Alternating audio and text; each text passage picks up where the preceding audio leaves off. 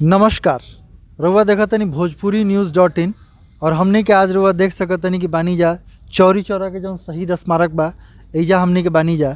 और एइजा आवे के जौन वजह बा अभी जौन एह साल हमनी के पूरा होता चौरी चौरा शहीद स्मारक के 100 वर्ष पूरा होखे जाता। एकरा पर कई गो आयोजन भी होखे वाला बा 4 फरवरी के। रउआ जानत होखब चौरी चौरा के बारे में काफ़ी एकर नाम बाटे और किताब में भी पढ़ले होखब। और हमनी के एइजा कई गो लोगन से बात भी कइल जी और ये जानल जी एइजा के इतिहास के बारे में, तो बनल रही हमनी के संगे।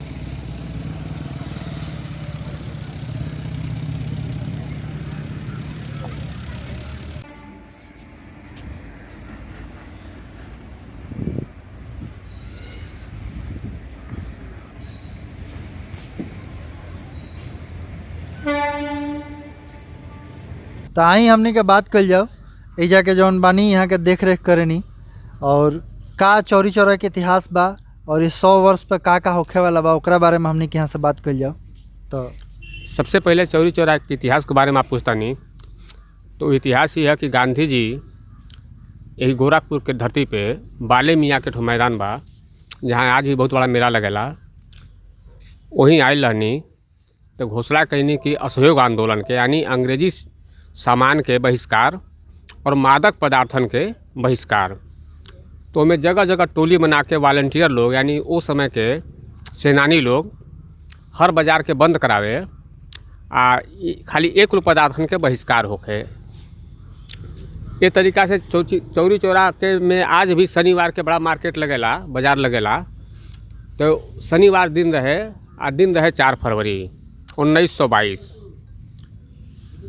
तो यहाँ से बाज़ार बंद करावत आइल लोग यहाँ थाना पे और उनके ऊपर लाठी चार्ज भइल। ओकरे बाद फिर गोली चलल। तो गोली में उस समय वर्तमान में यहाँ 3 आदमी मारल गई ना सेनानी। उसके बाद ओकरे बाद रेलवे लाइन जो आज है आपके सामने दिखाई दे रहा है, यही रेलवे लाइन था जो बिल्कुल थाने के बगल में है। रेलवे लाइन से पत्थर से मुकाबला इन लोगों ने किया। फिर जब अंग्रेज़ों की गोली ख़त्म हो गई तो वह जाके छुप अंग्रेज़ पुलिस की गोली जब ख़त्म हो गई थाने की तो वह जाके एक रूम में छिप गए। तो फिर मिट्टी का तेल ला के यहाँ के सेनानी लोगों ने इस थाने को आग लगा दिया, जिसमें 19 पुलिसकर्मी उसी समय तत्काल जल के भस्म हो गए। और शताब्दी समारोह के अवसर पे परम लोकप्रिय पूजनीय उत्तर प्रदेश के मुख्यमंत्री जी माननीय योगी आदित्यनाथ जी का विशेष जो है कृपा है इस चौरी चौरा के शहीदों के परिवार के ऊपर और चौरी चौरा के ऊपर कि शताब्दी समारोह को एक विशेष समारोह के रूप में, इस तरह का समारोह किसी भी कांड के सेनानी परिवारों के लिए नहीं हुआ है जो चौरी चौरा में होने जा रहा है, जो वर्ष भर तक मनाया जाएगा। और काफ़ी यहाँ सुधार भी जो कमियाँ हैं वो सब पूरी हो रही हैं।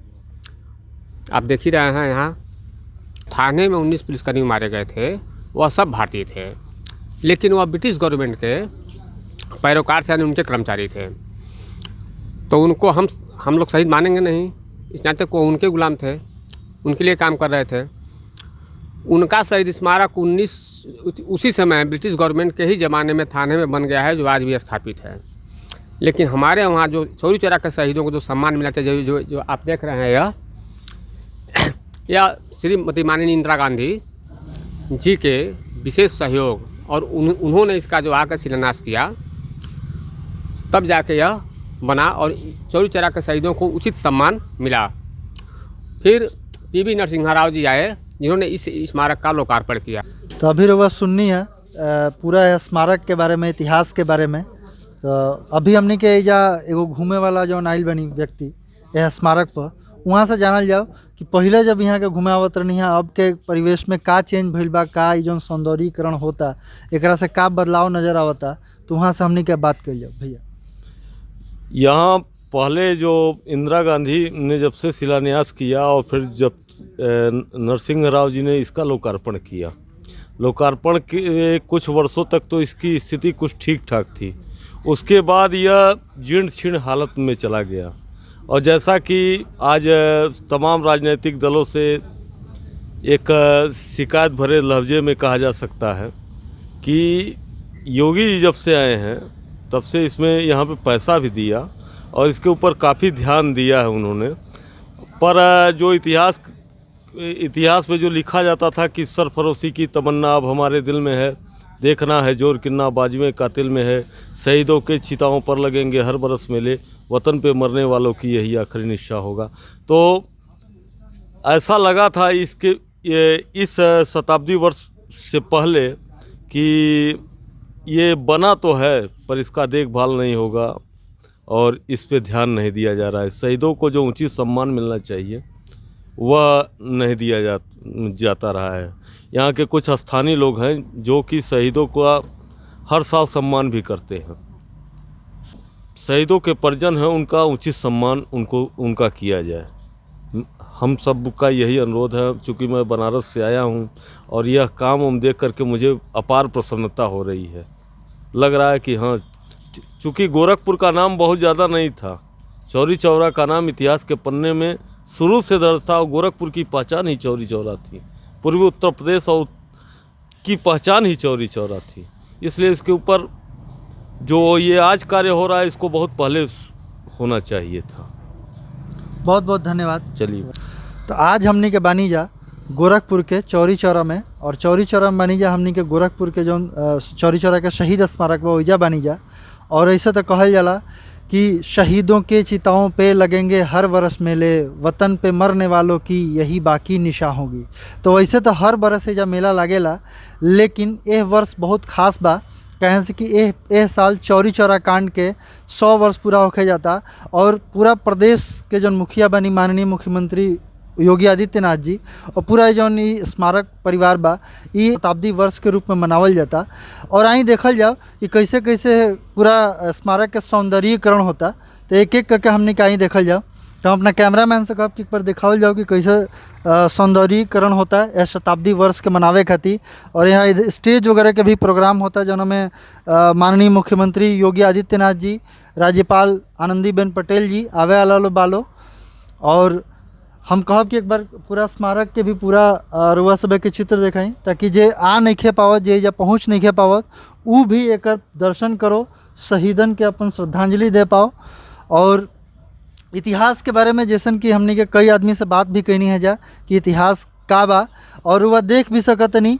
एजा जैसे ही आई स्मारक के अंदर घुसब तो पूरा इतिहास लिखल बा कि कैसे 1919 में महात्मा गांधी जौन अहिंसक राज्य क्रांति के शंखनाद कैले रहे, और 1920 में गोरखपुर के जौन बाले मैदान में विशाल जनसभा के संबोधित करत लोगों से वो कहले रहे कि विदेशी वस्त्र और विदेशी सामान के बहिष्कार कइल जाओ। ओकरा के लेके लोग कैसे संगठित भइल। और ओकरा बाद 4 फरवरी 1922 के दिन रहल, शनिवार के दिन रहल, जौन दिने लोग जौन एजा चौरी चौरा के थाना रहल जौन उस समय ब्रिटिश सरकार के अधीन रहल, ओजा के जौन भी कर्मचारी रहे ब्रिटिश सरकार के अधीन रहे, ओकरा के थाना के पूरा फूंक दिहल गई। ओजा जितना कर्मचारी रहे थाना में उ सारा लोग ओजा जल के राख हो गई। और उस तरीका से पूरा चौरी चौरा कांड प्रचलित भइल, जौन कि आज तक रउआ सब एक किताब में पढ़त रहनी है। आज हमनी के ओकर लाइव दर्शन करावत नहीं जा। तो पूरा इतिहास एजा लिखल बा। ओकरा बाद कैसे वो जितना भी लोग ओ आरोप में रहल, लगभग 132 आरोपित रहल, और ओकर पर प्रॉपर केस चलल, फांसी के सज़ा भइल। लेकिन ये लिखल भी बाटे कि महामना मदन मोहन मालवीय जी अपना पूरा वकालत के जौन पूरा अद्वितीय वकालत के द्वारा वो में से 151 लोगन के फांसी के सज़ा से बचा ले, और खाली 19 व्यक्ति के 2 जुलाई 1923 के फांसी पे लटका दिहल गई। तो हमनी के भी जितना शहीद बालो वो लोगन के नम आँखों से श्रद्धांजलि दिहल जाओ। इस जौन शताब्दी वर्ष मनावल जाता चौरी चौरा कांड पर, ए पर भोजपुरी न्यूज़ के तरफ से भी बहुत बहुत श्रद्धांजलि। और रउआ भी देखी ये पूरा शहीद स्मारक के। और अगर रउआ आ सकत नहीं तो 4 फरवरी के आके और ही का एजा कार्यक्रम होखे वाला बा ओकर आप उठा सकतनी, ज्ञान अर्जित कर सकतनी। तो बनल रही हमनी के संगे, देखत रही भोजपुरी न्यूज़.in। धन्यवाद।